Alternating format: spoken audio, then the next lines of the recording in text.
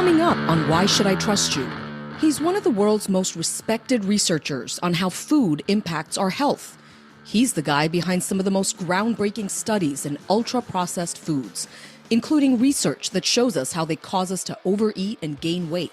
So you think that with the arrival of Robert F. Kennedy Jr. and the Make America Healthy Again movement, that nutrition scientist Kevin Hall and his expertise would be in demand now more than ever. But here's the twist. In April, Hall left the NIH, saying he was being censored over how he discussed his results publicly, and that he felt he couldn't, quote, freely conduct unbiased science. So what happened? Why would one of the country's most important scientists on ultra-processed foods, one of the core issues of MAHA's mission, feel he had to leave? And what does he think MAHA is getting right and getting wrong in the drive to make America healthier? Let's get started. Welcome, everyone. Yes, welcome, everybody. Hi. Hey, guys. We are pretty dang psyched for the show today. Like we said, we're going to have Kevin Hall on, who is a top nutrition scientist in the world, in the universe. I don't even know. He's just like really big in this space. Yeah, superstar. So before we get to Kevin, we wanted to let you know, look, we launched our Substack and we got some folks visiting. We are so grateful that you guys think that we are worth your time. That really moves us. That last conversation we had with the MAHA folks and some folks in media, you are telling us that hit a chord with you. So please get on over to Substack. We had a few kind of post-chat thoughts, which we got kind of real in there. So we hope you do that. Yeah, I'd say go, especially after this episode, after you get a chance to listen to it. We've asked a couple of our MAHA friends to listen in today to Kevin Hall and to post their reactions over the next couple of days. So that's going to be up on the Substack, and it's a good place for you to go and post your reactions, like in the comments section.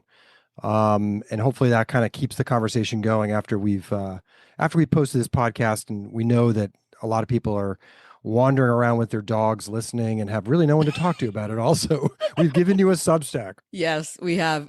He's not even kidding. We do hear from people who are like, I was walking my dog today listening to Why Should I Trust You? I feel like that's the main vehicle through which people listen to our show is when they walk their dog. Yeah. And look, not that we want to hustle you guys for money, but I do want to just point out that the Substack subscription is $50 a year. For those of you who live in New York City, that works out to 1 cup of coffee a month. And basically that just allows us to do some stuff on the pod, maybe lets us hire a person to help us with social media stuff, with some bookings. It just allows us to give you, if you do enjoy what we're doing, it just supports our team to keep delivering you some cool stuff every week. But anyway, thank you. And even if you just want to kind of come along for the ride for free, we're cool with that. We just want you to be part of our community, be part of our gang. So, all right. Our show, right? We're talking about our show. Who the heck are we? I am Brenda Adhikari. I'm Tom Johnson. I'm Maggie Bartlett. I'm Dr. Mark. Yeah, so Britta and I are journalists. Maggie's a virologist. Mark is a physician and medical reporter. And Mark, given our topic today, you have a degree in nutrition. Is that right? I do. In college, I have, double major, pre-medicine and nutrition. That's why I'm particularly nervous about sitting in front of Kevin Hall, who's going to test my knowledge. Throwdown between Mark and Kevin. Yeah, exactly. But no, it was great. You know, I obviously it's not every doctor has a degree in nutrition, and bringing that to the table definitely makes me look at things through a different lens. I had no idea. This is a nutrition episode, you said, right? Am I at the right place? You're at the right place. This is a nutrition episode. And by the way, just because we are talking about nutrition, I may or may not share a couple of recipes on this upcoming Substack. I will say one recipe. This is less of a recipe, guys. It's more of like a suggestion. So I'm from India originally, and Indians are obsessed with flavor. Like we basically reject foods that don't have flavor. So like my husband makes like stovetop popcorn, the kind that you like have to actually move the thing back and forth. And if you add some like cumin, coriander, and a little bit of turmeric to kind of make it yellow, and it just really pops, man. I mean, okay, yes, it pops because it's popcorn, but the flavor pops. So a little curry popcorn. Check it out, Substack. I'll have a little curry popcorn in there. But so, look, like we said, we got a big guest today. We'll be joined in a minute by Kevin Hall, formerly of the NIH. Look, we want to talk to Kevin not only because we want to understand what led him to leave NIH, but food, nutrition, ultra-processed food. These are all front and center topics in America right now, with honestly a lot of confusing and often outright wrong information being said in the public. But we know from our conversations that Americans are incredibly interested in this topic. And Kevin, according to many out there, is one of, if not the leading guy on this topic. So here we are. But guys, before we get started, I want to play a game. I want to play ready? I want to play Who Said It? Secretary Kennedy or Kevin Hall? Okay. Are you ready? Okay, here's the first quote. What if the food industry had been unwittingly conducting an experiment in humans, changing our food environment in ways that messed with our internal eating signals and shifting the balance point where our body weight is regulated? Who said that? Kennedy or Kevin? I'm going to say, because it was framed as a question, I'm going to say Kevin said it. Kevin. Yeah, my gut said Kevin. All right, you guys are right. That was Kevin, but it's hilarious that you think it's because it was a question. Okay. What is this, Bobby Kennedy not ask questions? Okay, here we go. Here's the next one. Okay. This new food environment in which ultra-processed foods dominate the food supply has emerged as the most likely driver of increasing rates of obesity. Who said it, Kevin or Kennedy? Mark, you're the nutrition. That's a tough one. I'm going to say they both said it. But No, it's one quote. that is not allowed. That's a cop-out. Yeah, Fine. I feel like I'm going to say Kennedy said it. yeah, I feel like Kennedy because most likely there are so many factors. I don't know. I feel like I Kevin think- would have added more nuance. I think Kevin wrote it and Kennedy said it. Okay, that was it was Kevin Hall who wrote it and Kevin Hall who said it. But you know what I'm saying? And then last one. One of the big areas of neglect has been linking specific food additives and food processes to the chronic disease epidemic. NIH has neglected that area of study. RFK. It is now the central focus of NIH and FDA. Who said that? RFK, Robert F. Kennedy Jr. Yeah. That was Kennedy, because I think what Kevin would push back on is the idea that NIH has neglected this area of study. So look, when Kevin announced that he was leaving his position as like top nutrition researcher back in April, it sent out shockwaves in the health and nutrition community. Nutrition legend who we've had on our show, Marion Nessel, she called it a national tragedy. And it even caused a lot of head scratching in the MAHA movement. I mean, here's this guy who is the guy on what food is doing to our bodies and why we can't just seem to like eat one potato chip. We have to like eat the whole bag. That is absolutely my behavior. I mean, you'd think he would be the guy at NIH you're keeping if you're the new MAHA group. And then like, bang, he's out. And when he gets out, he says he was being censored by the new team at NIH, the same group that came in with the mantra of radical transparency. Then there's some word that they wanted him back in. Lots of tea that we got to get into with Kevin. But Tom, why don't you help us get to speed on who this Kevin guy is? I love the name Kevin, by the way. I think it's because I love the movie Home Alone. And when Catherine O'Hara like screamed, Kevin! I just like, there's something about the name Kevin that I just love.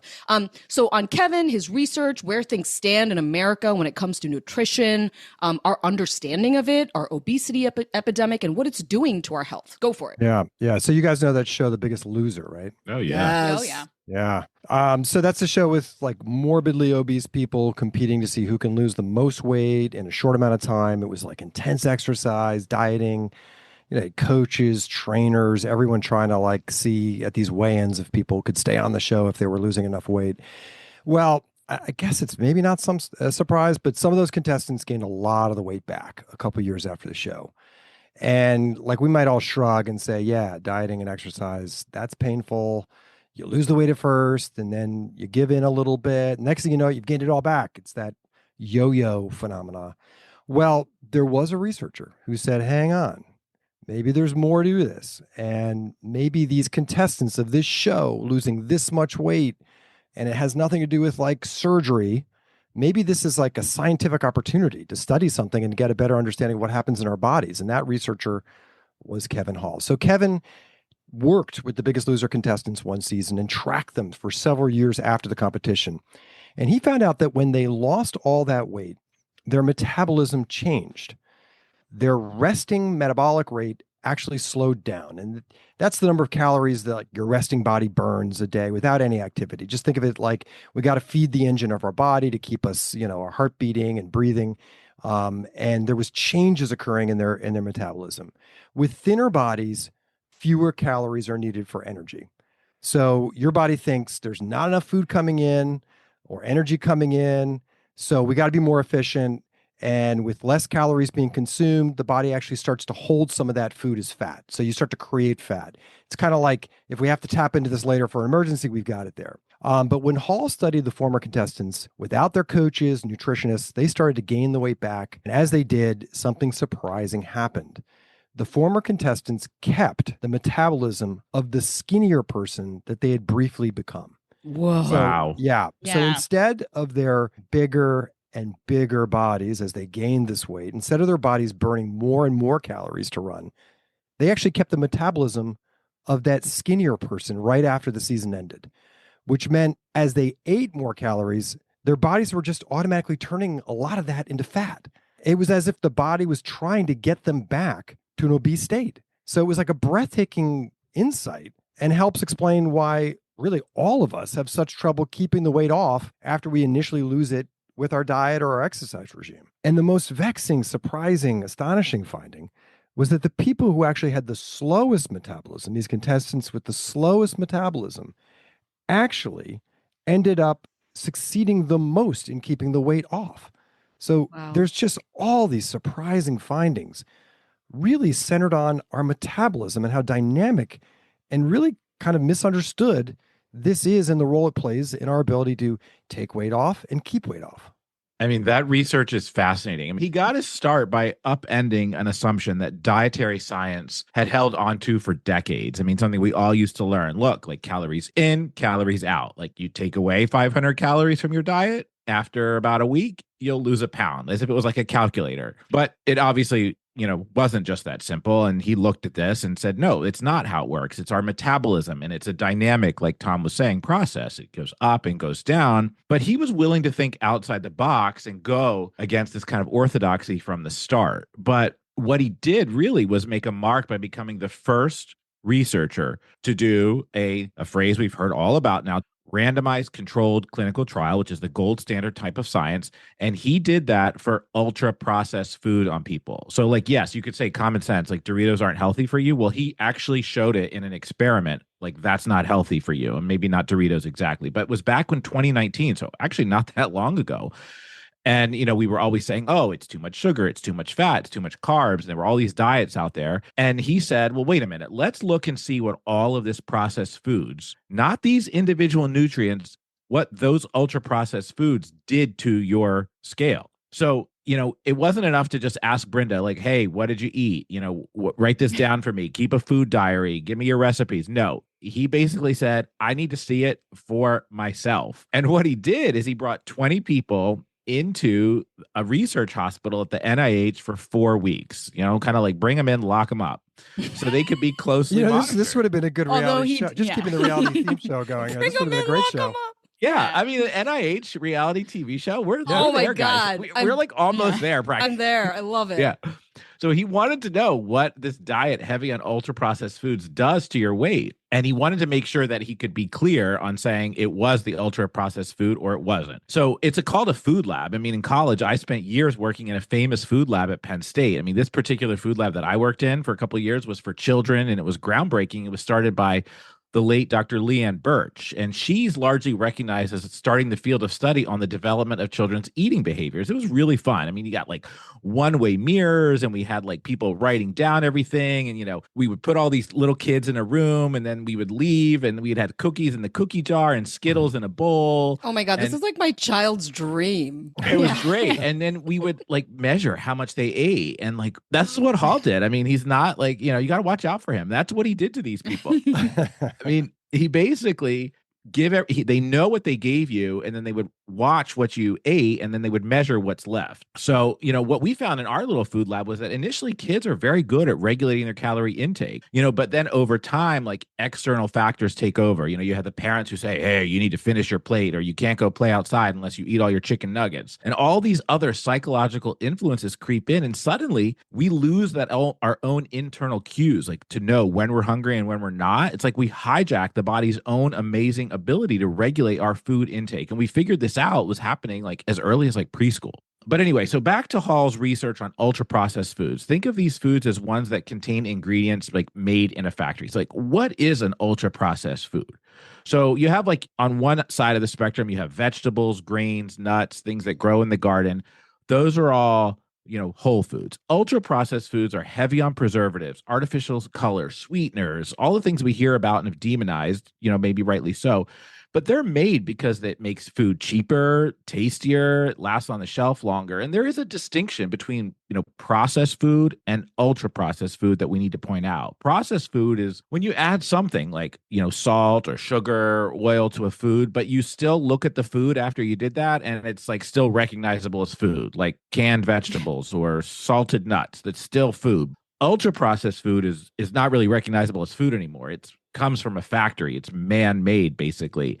And it's no wonder we have a love affair with ultra processed food because, these are like ready to eat, ready to heat, put it in the microwave for 4 minutes and then you have a meal. I mean, that takes engineering, that takes like science, it's processing. So in a study at the NIH, he had these 20 adults eat unprocessed food for 2 weeks. And then the other 2 weeks, they ate ultra processed food and they could eat as much as they wanted. Everything else was like controlled. Their daily exercise was controlled. Everything was monitored. So not surprisingly, during their ultra processed weeks, so that people ate more quickly and they consumed 500 more calories a day and they ended up gaining 2 pounds.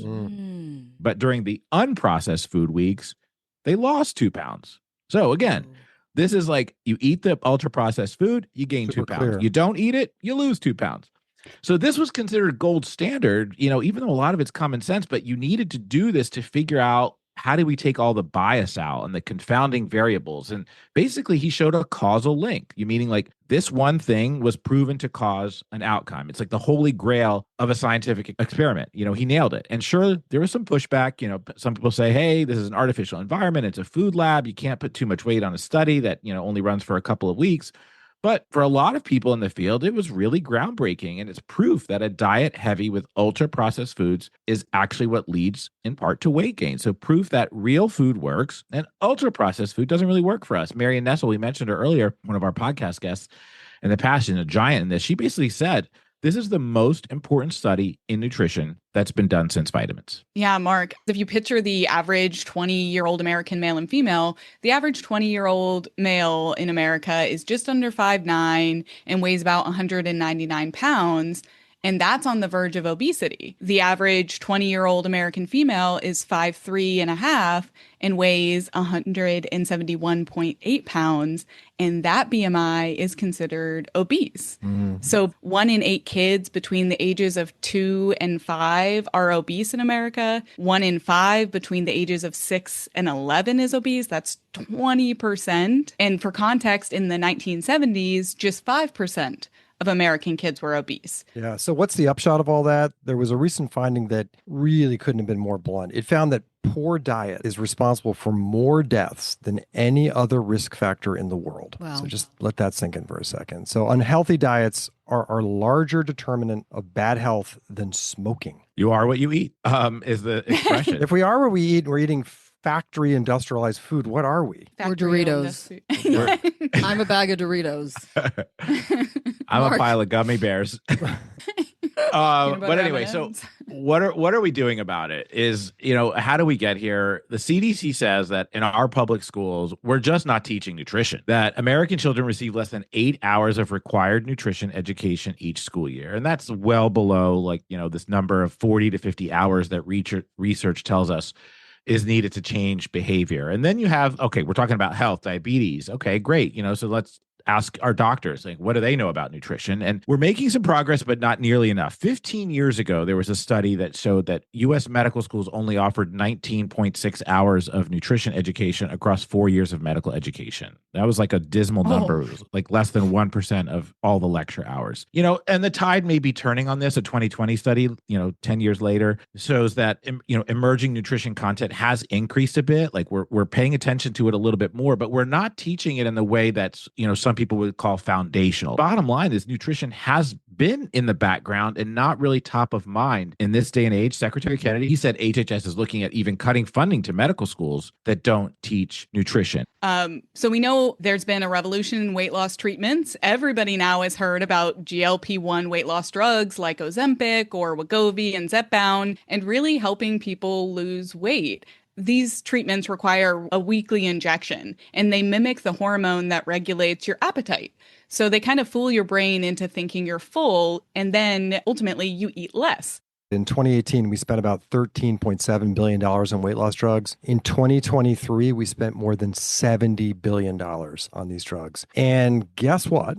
The NIH budget for nutrition research was in 2023. We're spending $70 billion in 2023 on weight loss drugs. What is the NIH budget for nutrition research in that same year? $10 billion. Just low. $2 billion. Damn. That is rough. All right. Well, listen, I think you can see why we are super excited to speak with Kevin Hall. So coming up next, we're going to be joined by him. We'll be right back.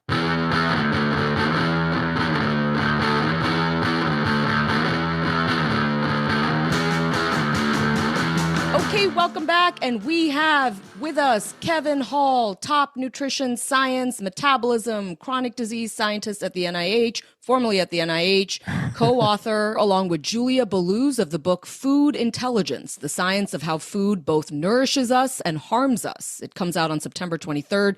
You have a chapter in there called Ode to Body Fat, and I almost started crying. I felt so seen and safe. So welcome to the show, Kevin Hall. Welcome. Thanks for having me.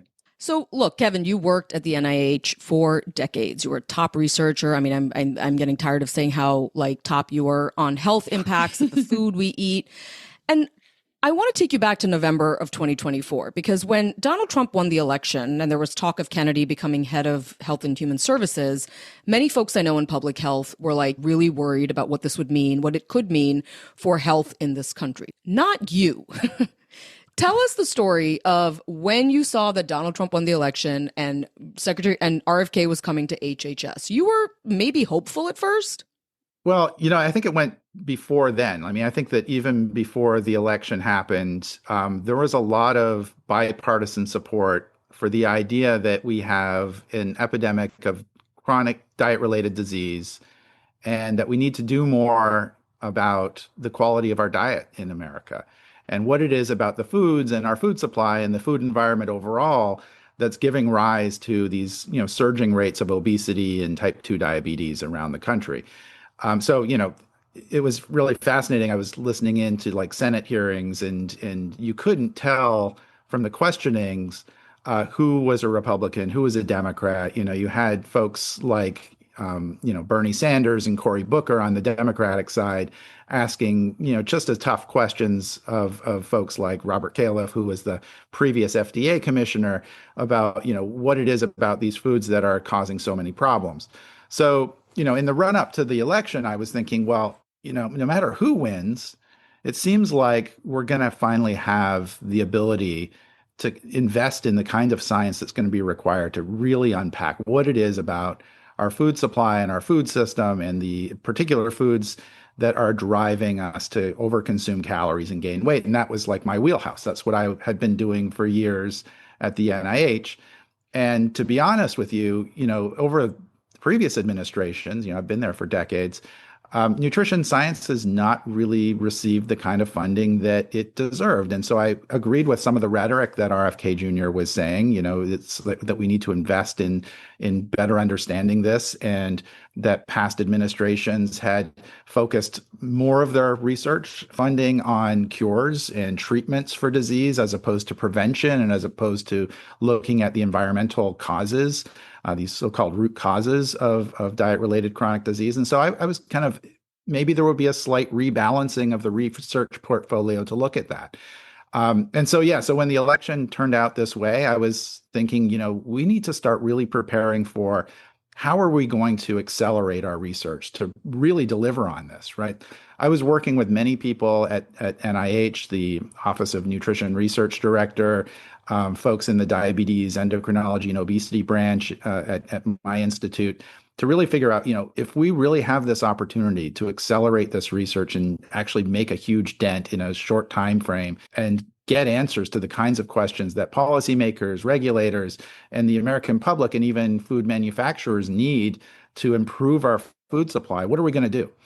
And we worked for months on a plan on how to do this. And so we were really interested in kind of talking to folks in the new administration and reaching out to them to kind of talk about this plan. What exactly were you going to research, like, to figure this out? Like, are you talking about like ultra processed food and food dyes and all the things we hear about, or was it something else?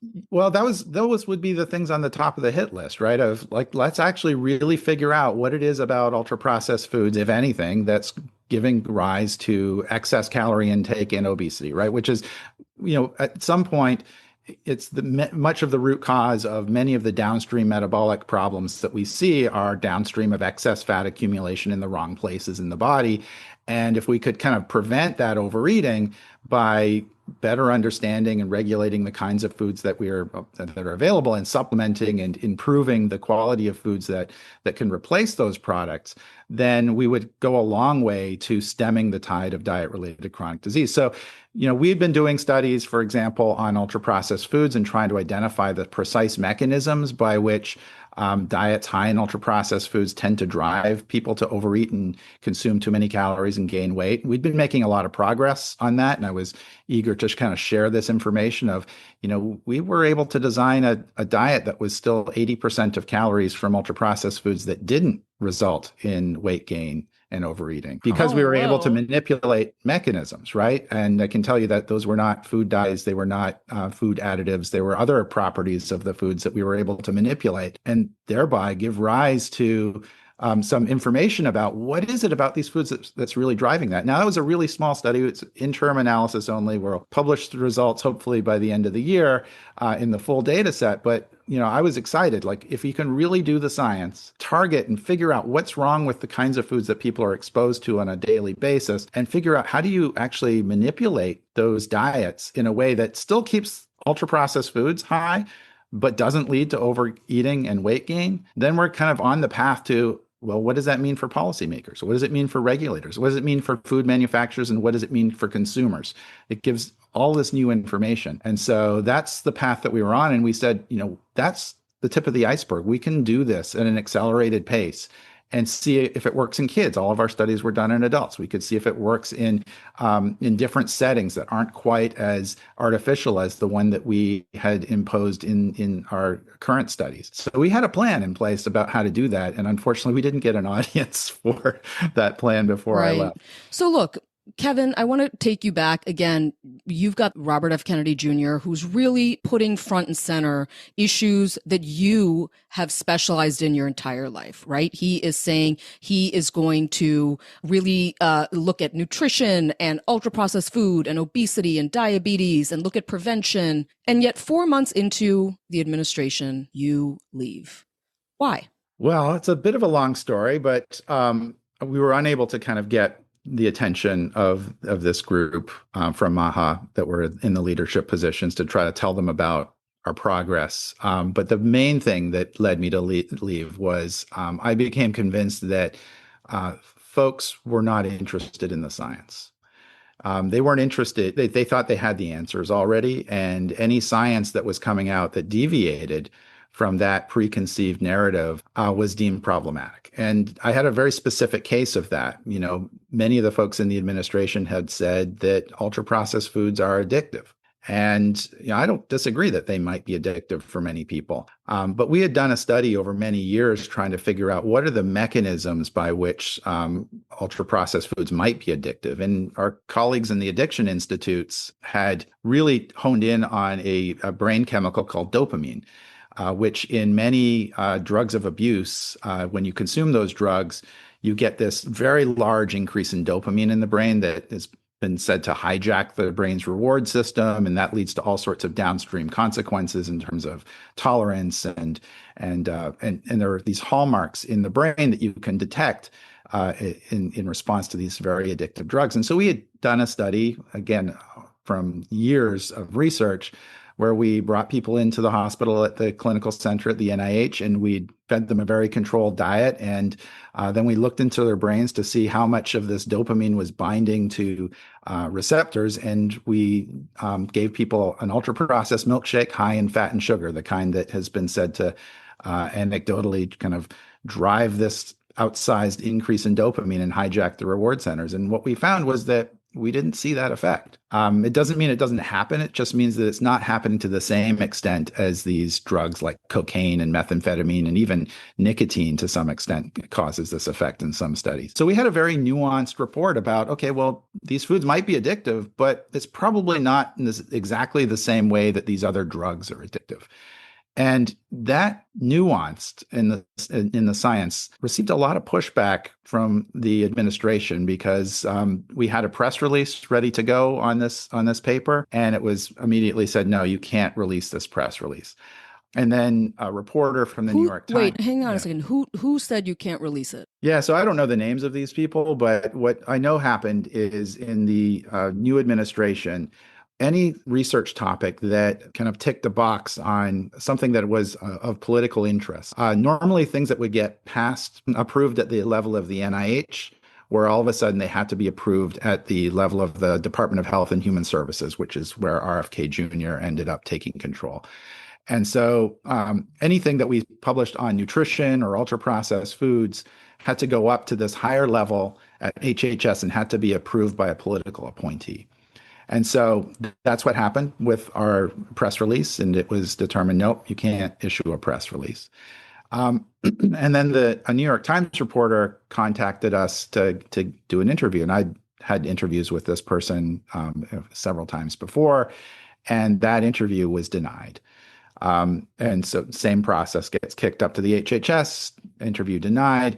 And then the communications director at HHS called the reporter, and I know this because I talked to the reporter afterwards, and said, is this really a piece about RFK Jr.? Because the results of this study don't, support his views on ultra-processed food addiction. And that was like, whoa, wait a second. He basically said, no, I'm denying a verbal interview, but I'll allow you to submit written questions once the reporter kind of said, no, it's not a story about RFK. It's really a story about the science and how ultra-processed foods may or may not be addictive. And so they submitted written questions. I responded to those questions, not directly, but again, has to go through the process of being approved. And the next day I was CC'd on the email response to the reporter's questions, and they'd been edited, but submitted on my behalf.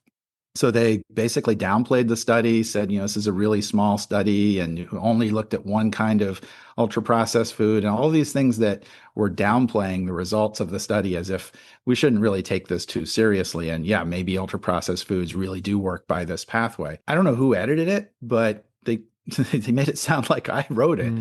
So your responses were changed? My responses were changed without my approval to downplay the study, saying it was really small. It was actually the largest study of its kind ever done. It had the most control of a study that had been done like this. And it said the opposite in the response to the journalist. So that's when I, was thinking, they really don't want to listen to the results of the study if they kind of deviate in any small degree. Like, we were really clear in the paper and in our responses. This doesn't mean that ultra-processed foods aren't addictive for many people.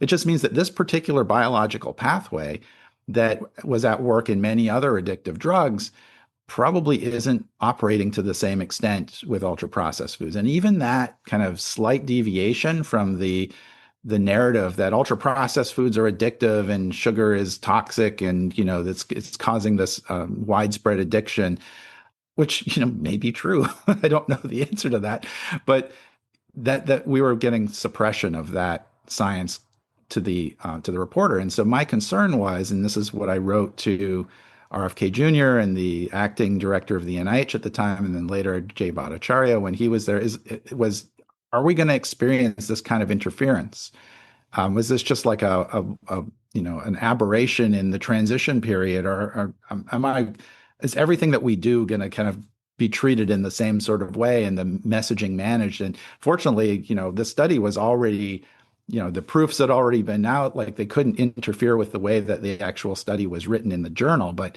I was worried, maybe they're going to do that because there is a process in place that's been there for decades where, there is a check on what you submit to journals at the NIH. You can't just come up with some crackpot theory and publish it and have some sort of notoriety because it comes from the NIH. There is a check that you're not publishing crazy nonsense, right? So could they turn that around and use it to kind of manipulate or manage the way that you're writing papers in peer-reviewed journals? And those are the things that I was worried about. And then we had like this deadline for early retirement that was like a couple weeks later. And so I was really nervous because if I was to stay and then quit and protest later, my family would lose their health insurance, and Right. That's a big problem, right? Whereas if I took early retirement, one of the benefits is that you get to keep your health insurance coverage. So when RFK came in and it was his first comments to the NIH, he said both science and democracy flourish from the free and unimpeded flow of information. And so this must have been sort of this incident, as you're describing, it must have been a shock. But I want to just take you to sort of the follow-up. One of his top lieutenants, Jay Bhattacharya, who's the head of the NIH, he reaches out to you and says, come on, let's meet. Subsequently, he said, I think it was to Politico, he said, I think this was a misunderstanding with Kevin. Like, can you just take us through what happened when you were summoned to meet Bhattacharya? Yeah. So just to kind of give the timeline, this all happened to me. I was facing the deadline for early retirement. I wrote to Jay Bhattacharya, RFK Jr., as well as several senior staff, Matt and Emily, folks who, I wanted to make sure people saw this. And in fact, I know that people saw it because my email was circulated within the NIH as an FYI to some people. So someone read it and circulated it. And then weeks go by and I don't hear any, and I'm explicitly requesting, can I meet and discuss this? And, I wanted to update you on our plans. I also kind of preface the email, we're doing this research, we're getting these really interesting results, we're figuring out mechanisms. We have plans to expand this research program in the future because it matches so closely with what you guys have been talking about improving our food. And I got no response to the email. And so weeks go by. I'm depressed. I'm closing my lab up. I'm reassigning our staff. My clinical protocols are getting reassigned to other investigators. Trying to wrap up a 21-year research career in like a 2-week time frame, which normally, just so people know, when you're winding down a laboratory, it usually takes about a year or so. So I'm doing this, and fortunately, I have a lot of support from our institute's leadership to kind of make these transitions as seamless as possible for our staff. But I was able to wrap that up, and so by that time I retired, I don't have a lab anymore. Everything has been reassigned. All of our protocols are being run by other investigators, and I'm gone. And I announced on X and various other social media platforms kind of the reason why I left, and it got a lot of press attention. And then I got a DM from Jay Bhattacharya on X saying that, he really wanted to meet with me. And so I got a visitor pass to go to the NIH the next day. And I met with him and the deputy director for intramural research, which is basically the intramural research is the research that's conducted at the NIH in-house. And then they get about 10% of the budget or so, and then 90% goes to outside universities. So the deputy director of intramural research is at the top of the kind of totem pole of the stuff that's done in-house. So she's my boss's boss or whatever. And so we kind of met, and Jay is obviously he's says he's experienced a lot of censorship during the COVID-19 pandemic, and he was very interested to hear about the usual checks and balances that have been in place at NIH for a long time, of the fact that before you submit an article for peer review, you have to kind of get it cleared at your institute level, and then it gets submitted to the journal, and that's been in place for years. And I've not had problems with that process until the recent administration where they said, oh, well, wait, we've got to, check on that. In fact, I had to remove myself from being an author of another paper because of that check process, which got booted up to HHS level. And we were told, you guys have a section of your paper on ultra processed foods that talks about health equity. And you've got to either edit that section or reword it to kind of meet the presidential executive orders on this topic. And I hadn't written that section. A colleague of mine at a university had written that section. And I said, well, look, I'm not going to censor my colleague. What are the options here? And the option was remove yourself as an author from the paper. So I did that. So I was kind of telling this story to Jay, and he was saying, I think that this was like a preemptive compliance or something like that this should never have happened. And Nina was like, no, it's all very clear from HHS that this was like how we were supposed to do things. And it was clear to me that, we could have talked about censorship for the entire meeting. This was obviously a passion project for Jay Bhattacharya based on his past experiences. But I wanted to turn the conversation around to, what I had hoped for and promised to help deliver to the kinds of research that we were doing. And he said that, our proposal sounded really interesting. And he said he'd really be interested in working on that with me. And I said, that's great. That's more than I kind of expected coming back here. Yeah. And he shook my hand and he said, well, welcome back. And I'm like, I'm not back. There's nothing to go back to right now. But I'm happy to discuss how we could work together to kind of make this new way of doing research a reality and get these things faster. And his instructions were, okay, we'll talk with the deputy director of intramural research. And so over the next couple of weeks, that's what we were doing. And I was coordinating with the Office of Nutrition Research director and several of the folks in my old institute on this plan, and that we'd been working on for months. And so I heard back, really glowing kind of reviews about how excited everybody at NIH was, and it got presented independently to Jay Bhattacharya at a later date. And I got like this text from the Office of Nutrition Research saying they're on board. This is great. And all of a sudden, I get the call from the Office of Nutrition Research director saying, "Yeah, I don't know what happened, but it's not going to happen." Oof. So you were going to come back? I was, and I made it very clear, I was hoping to come back to kind of lead this new initiative, to really accelerate our research, provide a facility for researchers across the country to kind of do the best sort of research in this field to kind of really progress the field forward. It's an idea that I've been working on for like, I had like one of the worst times papers on this as an article in Science in March of 2020, kind of outlining what we really needed to do to kind of improve nutrition science. No one's read that paper, right? We were thinking of other things in March of 2020, but I've been working on this for years about how can we really improve nutrition science and move the ball forward. And we were thinking finally we were going to be able to do this. And for still completely unclear reasons, especially since for those weeks that we had been working on it and thinking about how this could happen, it was killed. And it's completely unclear why. This is not rocket science. This is just really simple things that we could do.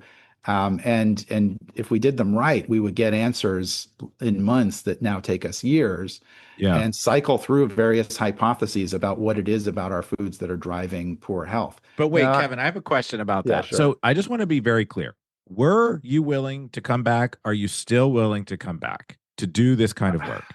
I was absolutely, in those weeks kind of leading up to, I was hoping that I would be able to come back. And I said, I'd love to lead this. How about now? Research. I'm nervous now, because I don't think that they're interested in the science, and that experience of it was cut. That's all there is to it. Just kind of, I don't know.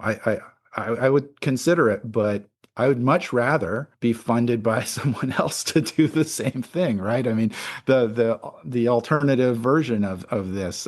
So I'm interested in trying to figure out how could we do this without the NIH. I mean, we've only. I mean, that was the other thing. In the discussions with Jay and Nina, that was like the day after, I think it was, that it was leaked that the proposed budget for the NIH would be cut by 40% and these institutes would be consolidated. And I was like, what's, don't you want to build something? It seems like what we're doing is kind of tearing down funding, and we could build something together. Yeah. And he said, oh, that's not going to happen. That's just kabuki theater. And I'm like, oh, okay.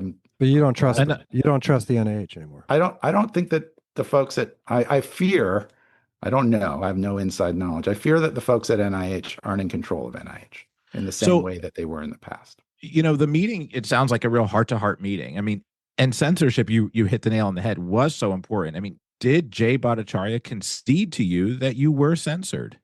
It was interesting because he, even in that meeting, was like, maybe this was just a misunderstanding. And I was like, no, like, and Nina was trying to, this is the intramural, the director of intramural research was kind of saying, no, we had very clear instructions. It wasn't, that we were preemptively just kind of obeying some weird mandate that we didn't have clear instructions about. And his comments afterwards have kind of reinforced this idea.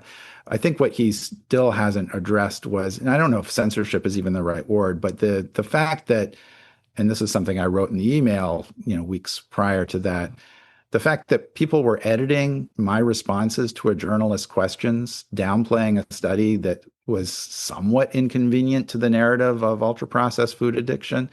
I don't know if that's censorship per se. It's almost like, I don't know, identity theft almost. I don't know what you'd call it. But that, is it fraud? It's certainly not. It certainly didn't express my views accurately. I mean, it was very troubling. And, I kind of showed some evidence of that to Jay during the meeting. And he hasn't addressed that since. But I think he's sort of latched onto the idea that, oh, well, previously intramural researchers have had to have manuscripts cleared by their supervisor. And that's the real problem, was that we just need to have the ability for NIH scientists to not have that, what he deems as a potential lever of censorship. That's what he's focused on, and he thinks that it's been just a misunderstanding, but he hasn't addressed the question of, these responses were edited, and they were edited to downplay a study that was deemed only slightly inconvenient, right? It's not like we said, we've got proof that ultra-processed foods aren't addictive. No, they probably are for many people, but maybe just not by the mechanism that's been talked about the most in the scientific press. So let's pivot forward, and you're on the sidelines now looking at this MAHA movement, looking at the new team at HHS, at your old place at NIH. If you just pause for a second, what is MAHA getting right? What are they doing right when it comes to food and the impacts on our health? Yeah, I mean, I think it's absolutely true that we've never had an administration that has focused their attention on diet-related chronic disease and prevention of illness in the way that this administration has at least talked about, right? And that was, again, in the run-up to the election, something that had bipartisan support. And the fact that that was, had some political capital behind it now with the MAHA movement has been, I think, really heartening and been a really good piece of momentum. Mm-hmm. And I think they're absolutely right about that. Right? They're diagnosing the problem. They're diagnosing the problem. Highlighting the problem. The vibes are right. Right? Yeah. The vibes are absolutely right. And it's something that we have been saying for many years. And so that the idea is that, okay, so what are we going to do about it? Right. How are they doing with that? So they're coming out and they're making, again, highlighting the problem, showing action, getting things done. They're making announcements. There's lots of announcements. Lots of announcements. Can we actually go through some of those? Yeah. So Kennedy has talked about taking food dyes out, and there have been corporations that have voluntarily agreed to take these out. Yeah. Just the other day, Coca-Cola said, after meeting with the Kennedy team, that they were going to use cane sugar instead of corn syrup. We've got ice cream makers, very recently saying they're going to stop using synthetic dyes as well. Like, these are the kinds of announcements that America's hearing. Are they getting the job done? Is this moving the needle? I think there's a couple things to point out. And one is that in nutrition science, we always have to worry about what we're replacing things with, right? So there has to be a replacement. And we've actually made mistakes in nutrition science about this in the past, right? There was this idea, and had a lot of really good science behind it that, diets that have high amounts of saturated fat raise your levels of LDL cholesterol. And so we've got to kind of try to lower the amount of saturated fat in food products. And folks knew that saturated fat was actually kind of a really interesting kind of fat because it was solid at room temperature and had these certain properties that made it attractive for creating foods. And someone came along and said, okay, well, I can make solid fat out of something called trans fats. And so if saturated fat's bad, then we can replace it with trans fats and we're all good, right? And unfortunately, they didn't do the studies necessarily to figure out, well, the replacement turned out to be worse than the thing that you replaced. And it took decades and decades to kind of get trans fat finally removed from the food supply. And so I'm not saying that we're going to have another situation like that, but how do we know that the natural food dyes that are replacing the synthetic food dyes that are already in the food supply, and they're being replaced not by regulations, but by basically voluntary basis, right? At least at the federal level. And so to kind of get the same sort of brightness, you're going to have to increase the concentrations of these other things. And because they're natural, they come along with a lot of other stuff that was part of the natural products, which could include things like, and I've talked to some folks at the FDA who were worried about, well, if we really need to kind of increase some of these things, plants accumulate heavy metals in this from the soil. Are we going to be increasing the heavy metal exposure to people when we use these natural food dyes? I don't know. I don't know the answer to that question. You need to do the science to figure this out, right? But the idea that something that's natural is automatically healthier for you than something that's synthetic is the naturalistic fallacy. I mean, we don't know the answer to that. It's an empirical question that we need to do the science to figure out. The other question is, are we actually expending political capital on the wrong things, right? I mean, taking food dyes out of ice cream and replacing them or not replacing them, just kind of like not very bright colored ice creams, or doing the same with Fruit Loops doesn't make Fruit Loops or ice cream a health food, right? And similarly, frying French fries in beef tallow as opposed to seed oils doesn't make French fries a health product. Replacing high fructose corn syrup with cane sugar in Coca-Cola doesn't make Coca-Cola a healthy product, right? So, but does it make it less unhealthy? I'm still going to drink Coke. I'm still going to. In fact, so I don't know. Economists who do these kinds of analyses would have to figure out, okay, well, if the public health messaging is that all of these makers of these foods that are high in sugar, one form or another, are now going to have a little bit of a health halo because they're more natural, is that going to increase people's exposure to those things, or is it going to decrease because it's going to be more expensive to create those products because those natural alternatives or ingredients are actually more expensive? So it could be a win if all of a sudden Coca-Cola is not, it goes up in price by 40% because it's sweetened with cane sugar.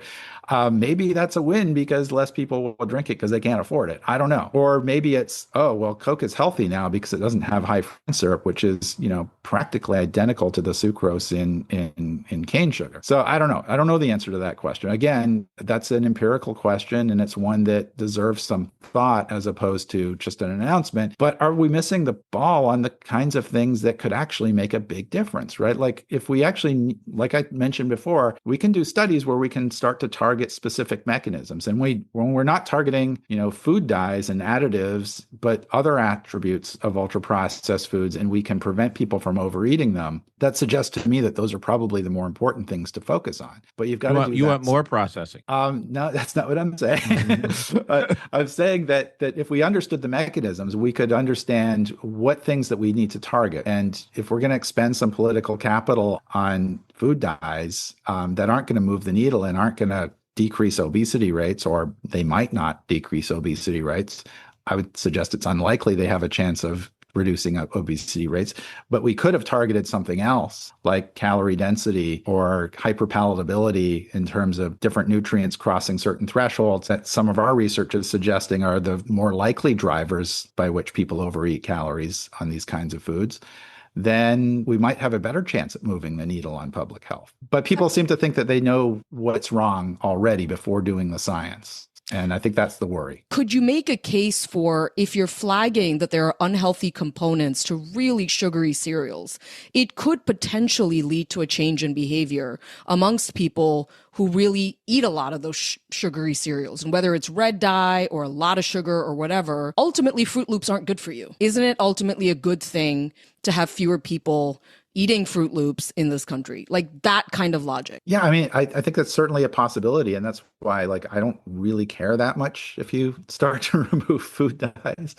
I guess the question is, it could have the opposite effect too, right? I mean, it could be that, oh, now all of a sudden Fruit Loops don't have unhealthy food dyes. So before, I would kind of tell my kids, no, you can't have this brightly colored stuff. Well, now you can get the same formulation that's in Canada. Oh, sure, no problem. I don't know. Maybe that's not going to happen, but I don't think we know the answer to that question. And I guess the question is, do we already know enough about other things that makes food unhealthy that we could be acting on and expending the political capital that, this MAHA movement has generated? Like I said, they've got the right diagnosis, I think, of a lot of the problems. And I don't know. I'm kind of upset and frustrated by the fact that they're not using that political capital they right now have to target things that I think would actually make a difference in public health, right? So actually looking at what is it about ultra processed foods that cause these problems? What can we actually replace them with? And the fact that, and this is not just in HHS, but across the board, the USDA is cutting the very programs that are supposed to provide, support for farmers to deliver their fresh produce to school programs. That program got cut. The EPA is getting cut. Their research program that is the ones that are responsible for monitoring, environmental chemicals that actually end up in our food supply that are potentially hazardous to us. And so a lot of the things that are actually being done on food dyes, I view as, potentially just window dressing when we're actually kind of cutting the kinds of research that could be done to really drive the needle forward, as well as implementing the science that we already know. I mean, the FDA spent years kind of figuring out how they were going to define a product that was healthy for you. And they used a lot of updated science to kind of figure out what does it mean to be a healthy product. But they've actually implemented this rule now. So on a voluntary basis, people in the food industry can now put a label, well, it's not instituted yet, but whatever that label looks like that says a product is healthy, they could just flip that around and use the definition of, well, if it's not healthy and it's also ultra processed and it also contains too much sugar and other properties and might be high in energy density, then maybe we'll put a label that says it's not healthy.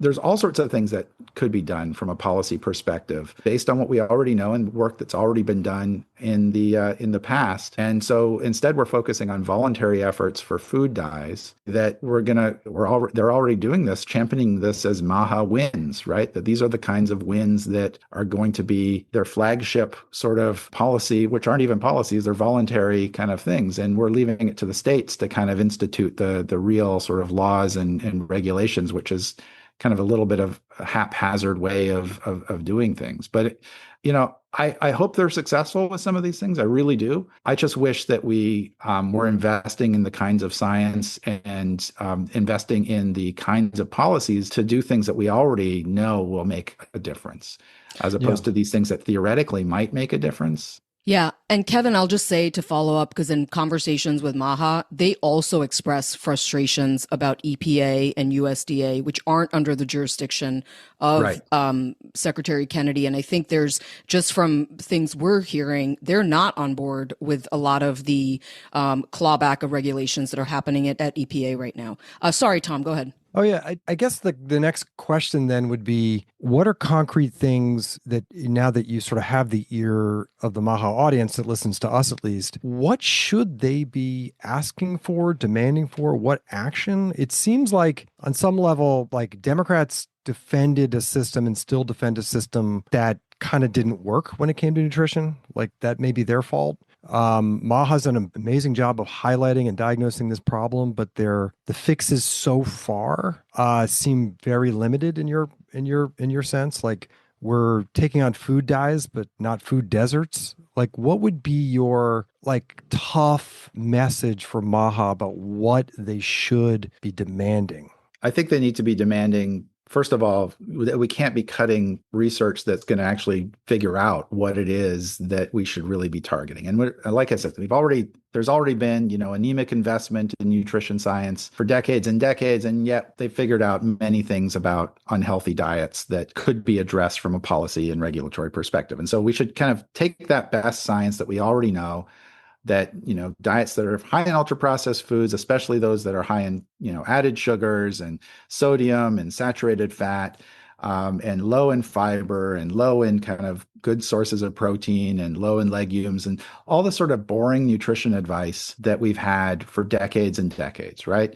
How do we actually implement policies that make that easy for people, right? So again, another thing is that we're kind of talking about removing things, right? So for example, in SNAP, right? I think it's a good thing to potentially remove harmful ultra processed foods like sodas from SNAP, but you actually have to replace it with something that's actually healthy for you, right? I mean, unlike tobacco, where no one needs to smoke tobacco or use tobacco, we all need to eat, and we all need to eat something.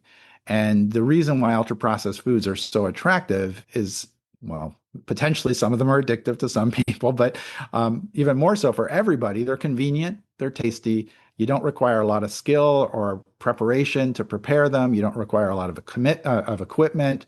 And they've really kind of tapped that spot where they actually fit into people's lives. And inexpensive. And inexpensive, yes, exactly. So how can we make healthy meals that replace the unhealthy alternatives? And how do we support that? What kind of policies could we put in place to support that? So many people don't know that the food industry gets a tax break for the advertising to kids, right? So that, we advertise unhealthy foods to kids all the time. Well, that is complete. You can write that off completely as a business expense. Similarly, for the development of those very products, research and development of those things they're tax exempt, those expenses. If you could basically say that, no, you're only allowed to do that when you advertise products that meet the FDA definition of healthy.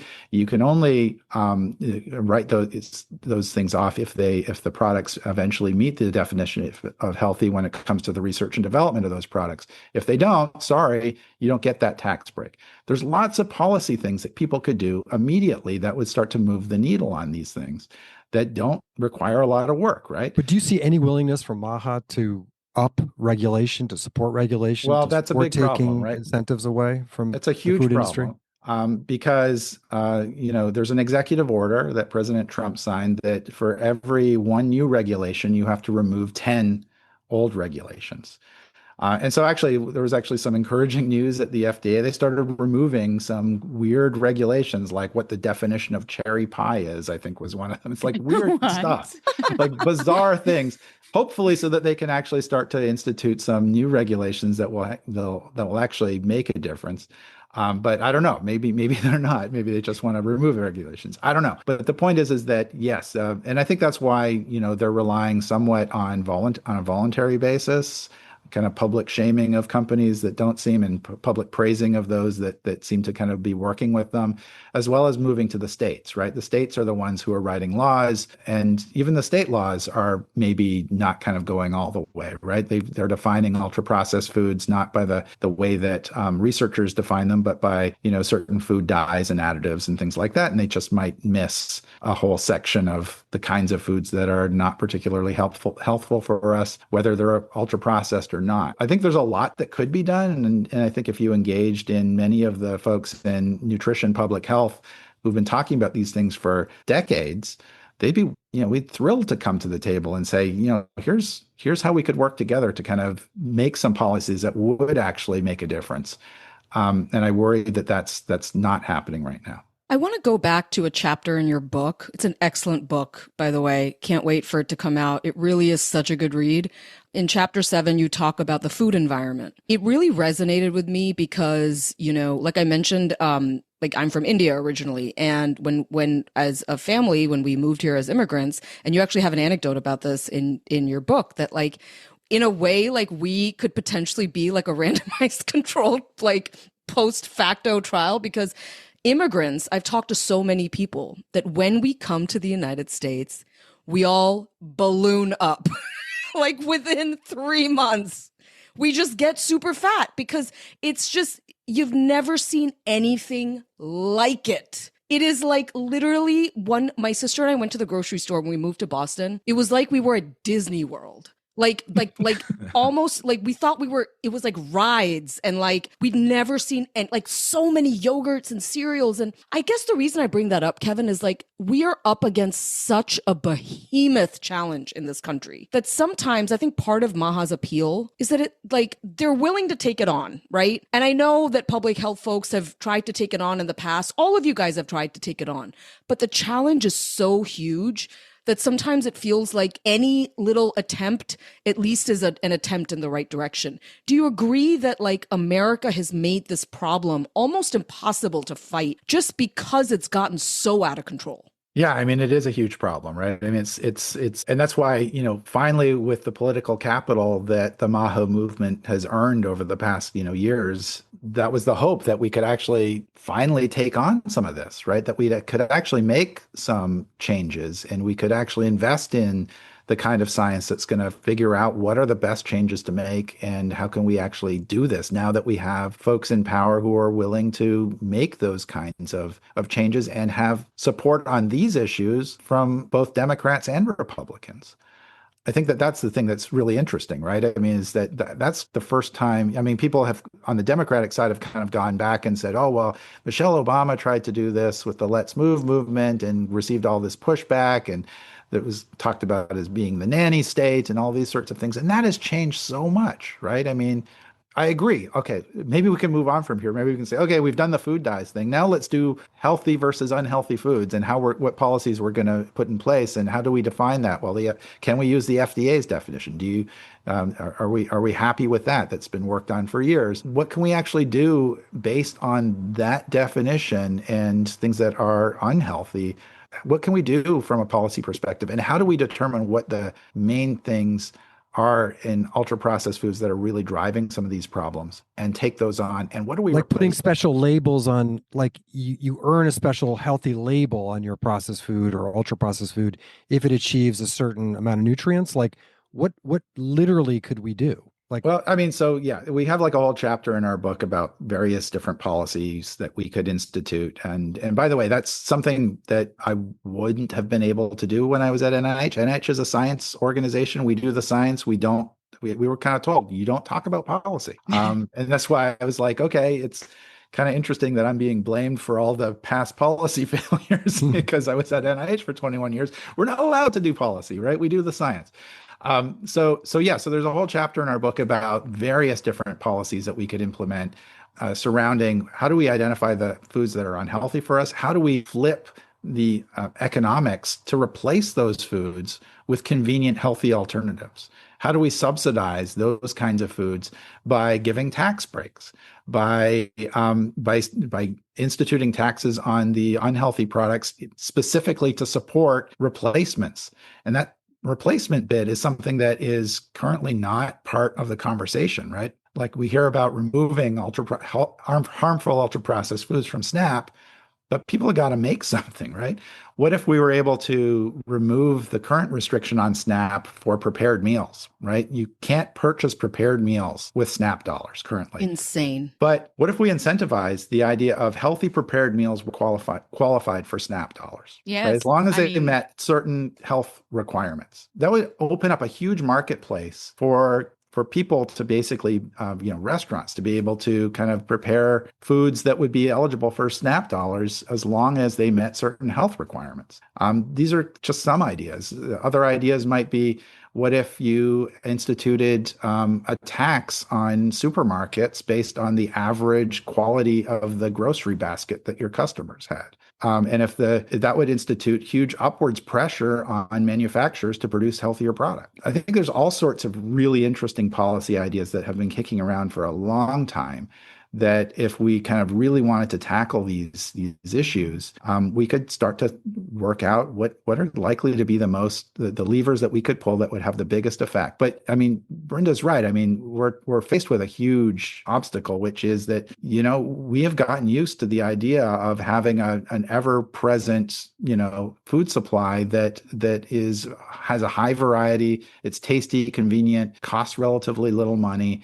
we've done that at these externalities, as economists like to call them, right? We don't account for the cheapness of our food and the expenses that we're paying for our health, the consequences of that food, and the expenses on the environment that's used to produce the inputs to those foods. So it's a big problem. It's one that we have to tackle anyway, I think is the point that we make in our book, that we have to feed 10 billion people in the future without destroying the planet in the process.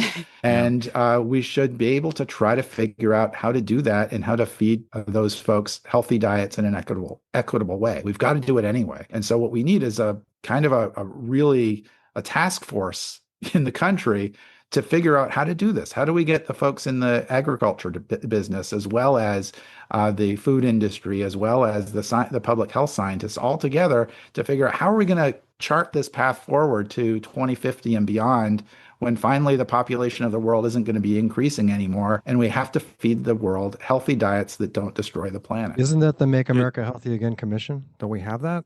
I would hope so, but I haven't seen anything from that. And I don't know who's invited to be a part of it other than the cabinet secretaries. I hope that they do that. I genuinely hope they do this, because we got to do it. And I hope that they have the political capital to do it after they've expended it on food dyes. Kevin, what you're saying is something that I think will resonate a lot with some of our listeners from MAHA, particularly at the MAHA grassroots level, where I will tell you now, they meet all the time to talk about this stuff.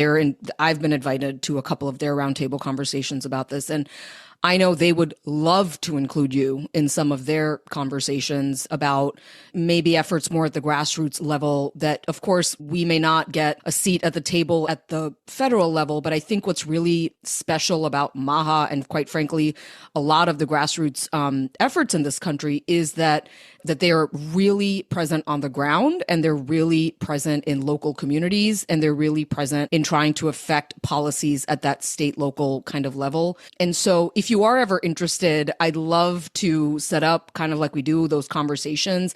I think they would be super thrilled to ask you questions and to learn from you, but then perhaps you could also learn a little bit from where they're coming from on some of the things that really frustrate them. And one of the things we didn't really get into here, but maybe it's the subject of another conversation, is just the power of corporate influence in this country, and the food lobby and the big ag lobby. I think there is so much that I see that the sort of nutrition and food movement, way more so than like infectious disease and vaccines, on the food side, there is so much more that y'all have in common. Of course, like food dyes and even ultra processed foods, like sure, there may be some differences here and there, but fundamentally, like there are way more fundamental differences on vaccines than there is on food, what I'm seeing.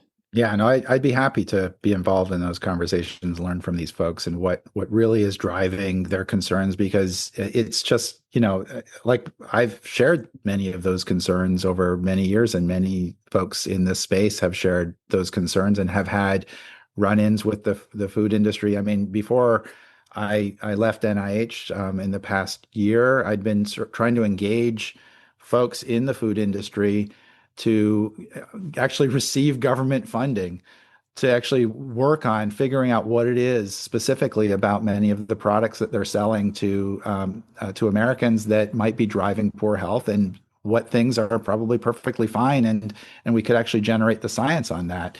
And this was part of a program I was trying to launch through ARPA-H, which is another agency in the federal government. And the program leaders in that said, okay, well, yeah, this is a great idea, but you've got to get enough food companies on board with this, otherwise it's not going to fly. And so I spent like 9 months talking with various folks in these different food companies, saying, we don't want any of your money. We want to actually give you money to potentially work with us to figure out and design the trials that are going to figure out what it is about these foods that are potentially causing these problems, and that'll kind of get the benefits that we all talked about. And the response from, I met with dozens of companies, and the response from all but 3 was, yeah, no, we're not interested. 3 said they'd be interested, but that wasn't really enough to kind of say, okay, well, this is a program that's going to get launched, and we're going to run this. And I think that was before the MAHA movement really generated the political capital. I think that now, if I went back in the current environment and said, no, we actually need to address this problem. We need to figure out what's wrong with these foods, and we need the food companies on board. We've seen it, right? They come to the table to meet with RFK Jr., and they're willing to do certain things. I mean, I wonder if they're giving each other high fives afterwards because, oh, they just want us to change the food dyes. They don't want us to do anything else. That wouldn't have been, at the top of the list of things that we would have proposed them doing if they'd participated in the program that we were interested in. So yeah, I hope that we can use this momentum, and I hope that we can kind of get this. I mean, and this issue about the food industry, I mean, they're not public health organizations; they're companies, right? Their goal is to make a profit for their shareholders. They're not going to just do this automatically. And so we need to kind of work together to figure this out. I also don't think they're evil people, right? I think that they have certain things and incentives in place, and some of them they're trying to make new healthy products, but they're not removing the unhealthy, right? That's just a new product line. That's the more expensive version that has, maybe some more, legumes and whole grains and is a little bit lower in sodium, and it belongs in a different section of the supermarket and gets a premium charge, right? So it's a market opportunity for them, as opposed to, okay, well, now we're actually going to make the other product, which wasn't the healthier version, we're going to make that more expensive than this new version. And we're going to subsidize the other one so that it's actually cheaper and convenient and healthier for people. Those kinds of things they have not been willing to sign up for. And so I think that there's a lot we can do, and a lot we can do together. And a lot of these things have happened in the past. There's a very long history of this. And people don't know that the beginning of the FDA was about processed foods and adulterants in processed foods. There's a chapter in our book about this, that we have an FDA because there was a chemist at the U.S. Department of Agriculture who was trying to figure out, why are food companies putting formaldehyde and borax in their foods? And they're saying it's safe, but is it really safe? And they did the studies to figure out, not so safe. And eventually, when enough folks in the public went up in arms about the safety of their foods, the FDA was created. The Pure Food and Drug Act was passed. And we were able to eliminate many of those things from the food supply. We need something similar to happen now, and we're on the verge of that. That was the excitement. We're on the verge of it, as long as we're willing to invest in the science and the political capital, in the policies and regulations that are required. And I think it would be great if we could do that together. Boy, MAHA folks, if you're listening, I'm going to tell you now, you want this guy. Like, it was a mistake to lose this guy. I'm really with you on so much of this stuff. This guy's the real deal. If you're out there listening, he's someone you want on your team. Like, you can trust me on that. I want to ask one very important question, Kevin, which is, what is your favorite junk food? That's a good question. And it gets back to the food environment. I think last night my wife went to bed early, and so I went downstairs to watch a documentary. And that's triggering for me. It's like, if I'm sitting on the couch, I'm going to munch on something. And and it was in the basement where we keep all the stuff that's kind of hidden out of reach most of the day. And I went to the kettle cooked potato chips. And I was like, I finished the bag. Damn it. And you knew why. You were eating those chips and you knew why. I'm a Doritos Pirates Booty girl myself. Mark?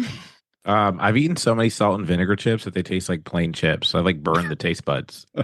Maggie? Peanut butter M&Ms. Beautiful. And finally, Tom Johnson. Ice cream. Ice cream is not a junk food. I'm sorry. I'm going to push back on that. Ice cream has milk, and milk is important for the growth of teeth and bones. It's a health food. It's a I want to study healthy-ish. Kevin's basement food environment. I know. Send us a picture. We'll put it on their Substack. Seriously. It probably looks like the inside of like a Trader Joe's or like a Kroger's or something. Anyway, listen, Kevin Hall, top nutrition expert, was at the NIH, co-author of a book coming out in the fall called Food Intelligence. I'm not exaggerating. This was one of my favorite episodes. It was really wonderful to chat with you. You are a fount of knowledge, but also I can tell that you really want to make America healthier again. Maybe there's some different ways in which you would approach that, but you really are all in. So I just want to thank Kevin Hall for joining us today. Thanks for having me, guys. That was our episode of Why Should I Trust You? Remember, we've got a Substack, so do go over there to check it out. If you'd like to subscribe, we'd sure be grateful. If you have questions, comments, you can leave it on a Substack because then you can see each other's questions and comments. Or if you're a little shy, you can email us at questions@whyshoulditrustyou.net. Also, you can get merch on our site, you guys. We have really cute stuff. So check it out. And we will. Right. I'm Brenda. He's Dr. Mark. She is Maggie Bartlett. He is none other than Tom Johnson. And we will see you right back here next week.